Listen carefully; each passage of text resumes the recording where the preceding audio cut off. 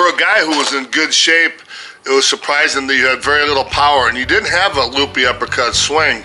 But what you didn't do was you didn't take much of a stride and you didn't explode. I showed you throwing a softball here. Watch how your hips stretch out a little bit longer and you throw your hips open. But when you swung, you pretty much put your foot back down in the same place and it made you jammed all the time.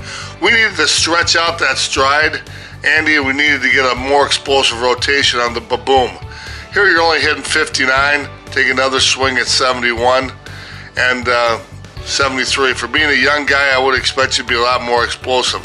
So we tried to get you back to a good connected position and get you a better launch angle so we could drive that ball up, keep a tighter rotation, get some line drives gap to gap.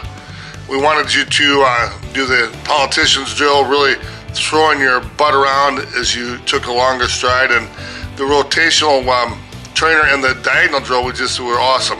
Going off the swing simulator, you can see that you've already got a longer stride. You're stretching that stride out, and then you're being more explosive. The boom, we worked on the tempo, getting you up to a 90% explosion, and actually getting the launch angle where we swung down across our body. Here, back to the rotational trainer, just really sunk home with you. And then a lot of time on exploding the drive of the hands and the extension of the top hand past the bottom, create a perfect pro-style cutting snap. Put the ball out there for a little visualization. Drive the hands at the plane of the ball and make sure the top hand drives past to create that cutting over snap. Back to the swing simulator, did a nice job there. And the only time your hand path is going to go up is if you have the chest high pitch. When the ball's lower, your hand path is always going to go down to the ball and you're going to swing down across your body. The dramatic difference here, working off the tee, was absolutely fabulous. Stretch the stride out more, good rotation, nice explosion. Look at that hand path down to the ball, good over snap, good pro style over snap, just awesome on that. You can see here, we're just a little bit jammed on it, but the drive of the hands, the explosion is so much better, and it just got better and better. We stretched this out a bit longer, nice range, and a good pro style cutting the level over snap, cutting the ball, letting it drop in front of you. You hit one of your first home runs ever, hit long ball out of the Truman Stadium. You increased your exit speed a ton. It was great working with you, and I see nothing but success for you.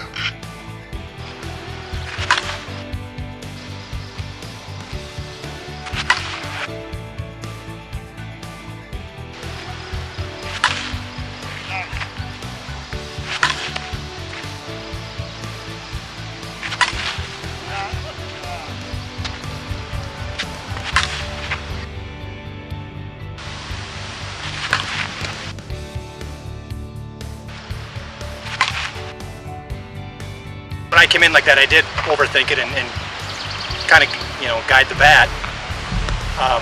But I mean, I understand what you're talking about. I got to cut it loose and trust the process and trust my swing and put that explosiveness into it and let it cut loose and cut through the ball. Don't try to lift it, but a good snap cutting through the ball. Drive it. And understand that you can drive the bat head over the top and your rotation's going to level that off, and that's something that, rec guys or people that don't understand hitting, they try to swing up to it, and you understand that your rotation's going to flatten that out, right? Yeah, in the drills I learned that when I have that good launch position leaning back and I come with that tomahawk, if I do my hips right and they open up, that tomahawk, I'll have an even nice level swing that I cut through the ball with.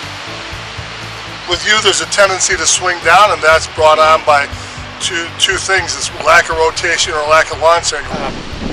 The hip rotation, to make sure that I have a powerful, explosive hip rotation with a longer stride, and really make sure that I turn my hips open and drive them forward, that explosive